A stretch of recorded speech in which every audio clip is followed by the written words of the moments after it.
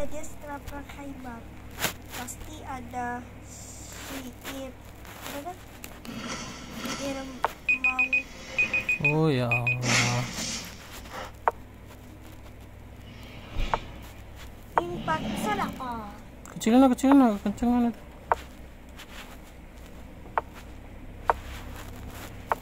Assalamualaikum warahmatullahi wabarakatuh. Itu langsung bagus. Biasanya langsung bagus misalnya. Kita selalu mengucapkan kalimat yang Aku lagi selalu lupa didengar oleh Sang aja Pencipta. deh. Kalimat ini yang telah Dia turunkan dari atas langit sana dan Dia perintahkan kepada setiap orang yang beriman untuk diucapkan. Dan dengan memuji namanya dengan kalimat mulia ini, maka segala kebutuhan kita dipenuhi olehnya.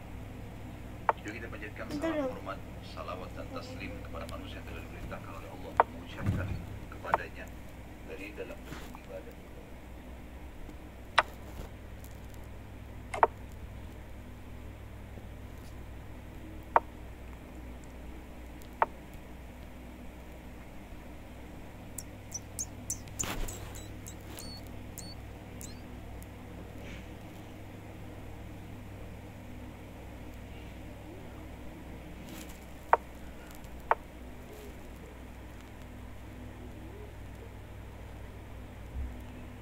Assalamualaikum warahmatullahi wabarakatuh. Alhamdulillah, kita selalu mengucapkan kalimat yang selalu didengar oleh Sang Pencipta. Kalimat ini yang telah Dia turunkan dari atas langit sana dan Dia perintahkan kepada setiap orang yang beriman untuk diucapkan. Dan dengan memuji namanya dengan kalimat mulia ini, maka segala kebutuhan kita dipenuhi olehnya. Ya Allah, katanya Usman Juga kita panjatkan memang salam hormat, kan salawat apa dan tuh, taslim kepada pas manusia yang telah pertama diperintahkan oleh Allah untuk 2,4 mengucapkan triliun. kepadanya. Dan ini dalam bentuk ibadah juga bagi orang-orang beriman. Bukan miliar. Dan juga dengan harapan yang sangat luar biasa sebagai seorang hamba Pokoknya yang Fandi udah fakir pernah kepada ya? Tuhannya, Lu ada bintangnya di sana. 10 kali tambahan karunia yang telah dijanjikan dengan mengucapkan 1 kali salam hormat ini, juga sebagai balas jasa kepada manusia terbaik yang manusia yang paling pantas untuk dicintai, dihormati dan juga ditunduki syariat yang dibawa olehnya, manusia yang paling penyayang Udah mulai gila dah. baik di dunia maupun di akhirat nantinya. Maka sangat wajar kalau kita selalu mengucapkan salawat dan taslim kepada Nabi besar Muhammad sallallahu alaihi wasallam. Alhamdulillah, pada pertemuan yang sebelumnya teman-teman sekalian kita sudah membahas panjang lebar dan lengkap dengan izin Allah perang Khaybar. Dan bagaimana kita lihat pasukan muslimin berhasil menembus benteng-benteng Khaybar setelah mengepungnya. Jumlah total hari Nabi alaihissalam di sana kurang lebih 40 hari sekian, dan untuk menembus sekian banyak benteng orang-orang Yahudi, dan akhirnya berhasil dimenangkan oleh Nabi alaihissalam. Pelajaran yang sangat luar biasa yang harus kita ketahui teman-teman sekalian, walaupun janji Allah sudah dipastikan diberikan kepada orang-orang beriman, tetap kita nggak bisa lepas dari sebuah sistem namanya sunnatullah, sistem yang telah Allah terapkan. Janji Allah yang maha perkasa kepada Nabi Muhammad SAW akan menang menembus Khaybar bukan didapatkan dengan duduk manis di Madinah. Nabi SAW waktu balik dari perang atau kesepakatan Hudaybiyah dan akan menuju ke perang Khaybar, belum bisa saja duduk manis di Madinah. Allah sudah janjikan menang, nanti Khaybar akan mengalah dengan sendirinya.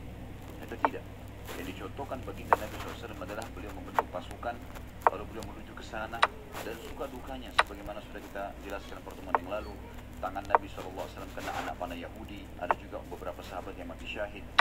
Suka duka, 11 hari pertama mengepung benteng pertama, benteng Naim, juga tidak bisa tembus. Nanti setelah hari ke-11, hari ke-12 baru tembus benteng tersebut. Dan seterusnya, benteng-benteng yang lain juga seperti itu, yang akhirnya dimenangkan oleh Nabi alaihissalam dan muslimin.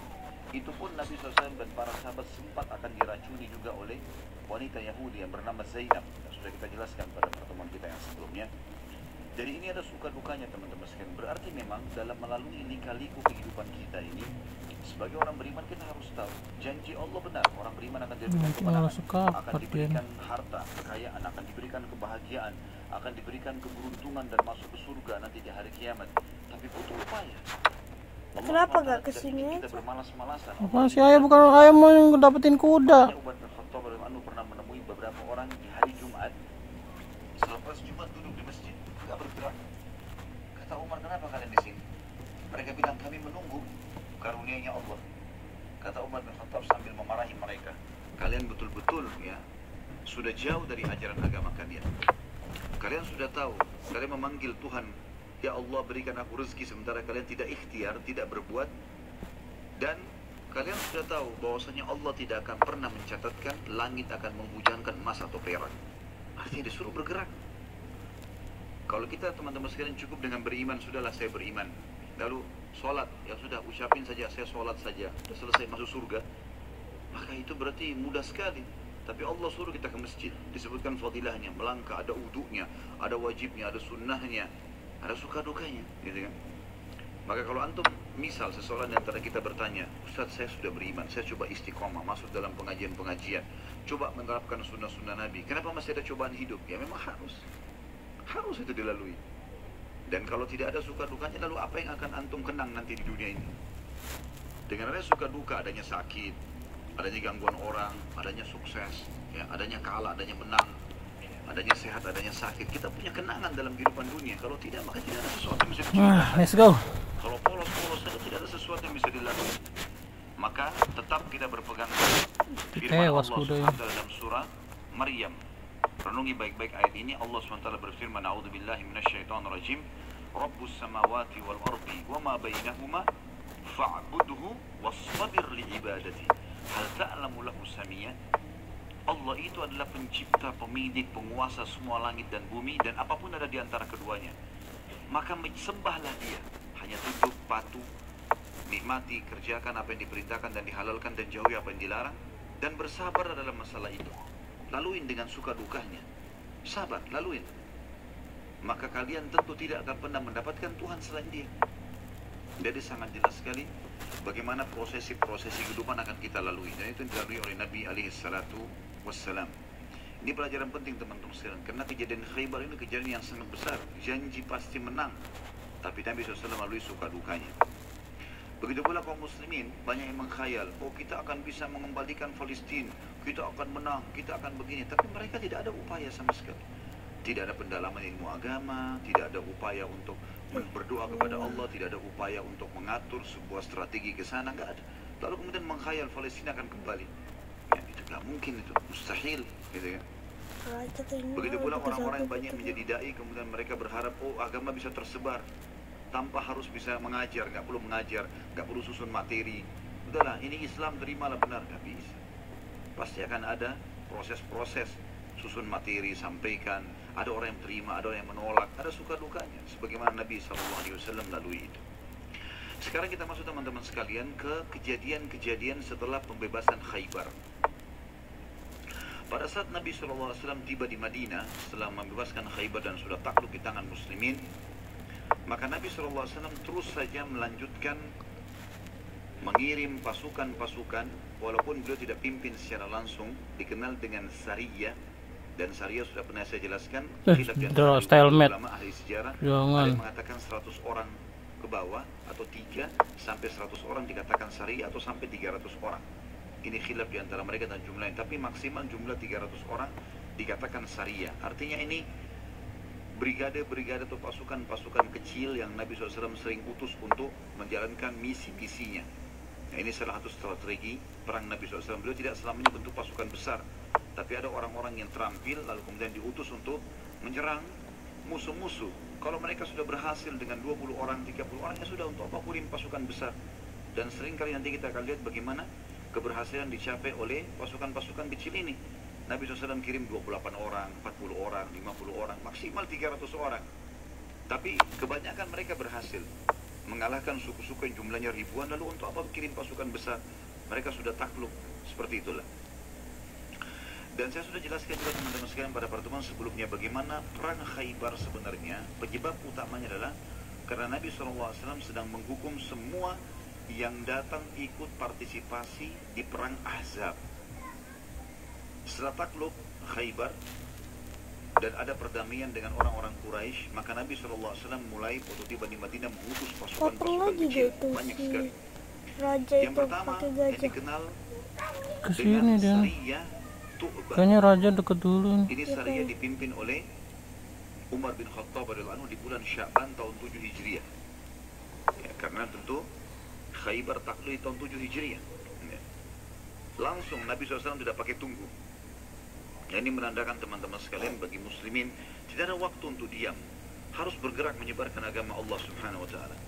Nabi SAW terus langsung bergerak, dan serai dipimpin oleh Umar bin Khattab. Tujuannya adalah menyerang suku Hawazim, karena Hawazim Kita skak udah kepotong nih dia nih. di dalam perang Udah Ahzab, kepotong dia nih kita skak sini. suku yang sangat besar. Udah sampai ke Jumlahnya segitiga saja, terakhir ini. jumlah personil perang Bener nggak nih? Bener. sama Wow, mantap. ini satu suku itu 30.000 orang. Itu jumlah yang sangat besar. Kalau tidak salah malah 30.000 itu personel perangnya saja, sisanya masih banyak wanita Itu dan kuda anak-anak. kesini. Dan kita akan lihat nanti setelah pembebasan kota Mekah, Nabi SAW menyerang suku Hawazim secara khusus. Kuda ke sini bisa, ke sini juga Waktu itu bisa. Umar bin Khattab datang, Kuda ke sini stalemate nanti, pada saat coy. Umar bin Khattab mendekati Enggak. suku Hawazim Dia kan ke di sekitar sono. Mekah, atau melewati Mekah sedikit mendekati kota Taif, ternyata suku Hawazim susah. melarikan diri karena tahu Ini kalau raja Umar bin dulu Khattab ini datang. deket tuh sana. Namun saya Oh, secara iya, kayaknya. pribadi belum menemukan jumlah berapa pasukan, jumlahnya pasukan Umar bin Khattab ini. Yang jelas mereka tiba di pemukiman suku Hawazim dan mereka sudah pada bubar semuanya. Lalu Umar tinggal beberapa hari, lalu Umar bin Khattab pun balik ke Madinah karena sudah dianggap tugasnya selesai. Di tengah jalan, waktu pulang ke Madinah, Umar bin Khattab dan Raja Raja nggak deket geser. lagi. suku Enggak, raja nggak deket lagi ini. Iya, dia ke bawah lagi dong. Ya nggak suku apa-apa. ini teman-teman sekalian, Dia bolak-balik di situ doang, udah kepotong. Jangan sampai dia ke atas sini nah. yang ikut di perang Ahzab. Oh, dia bolak-balik ke Kecil, situ tidak sampai besar. mati dia situ. Pada saat itu ada seseorang dari sahabat yang berkata, wahai Umar, saya tahu suku Huthum ini, dan kamu juga tahu mereka terlibat dalam perang Ahzab. Sekarang kita mumpung pulang, Hawazin tidak ada. Bagaimana kalau kita mampir Oh saja? iya, dia ke situ. Jumlahnya lebih kecil daripada Hawazin, jelas pasti kita menang. Maka jawaban Umar bin Khattab ini Skak. menjadi sebuah hukum syar'i. Kata Umar, Skak tidak mah tuh udah demi pakai Allah, kuda dia. karena Rasulullah SAW hanya menyuruh aku ke Hawazin. Mati habis. Sini mati, sini mati. Mantap. Mana yang paling lucu? Dan kita lihat bagaimana para Sini yang sahabat paling lucu. kokohnya dalam mematuhi pemimpinan tersebut. Dan kita sudah jelaskan juga di perang Khaybar, ada Aduh, satu tadi itu sahabat kata yang kakak.